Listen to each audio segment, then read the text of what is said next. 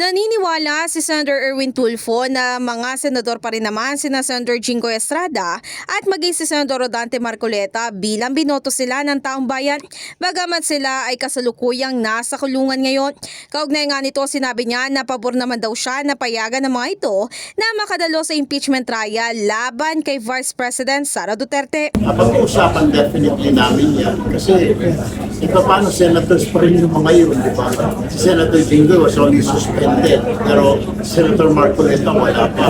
So, for me, personally, why not, di ba? Bakit sila pwedeng mag-attend ng trial?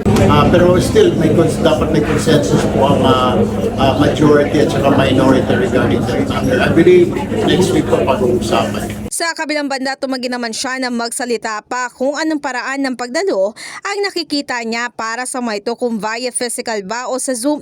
Anya, hindi na raw siya magkokomento rito dahil ayaw niyang pangunahan ang magiging desisyon ng Sandigan Bayan.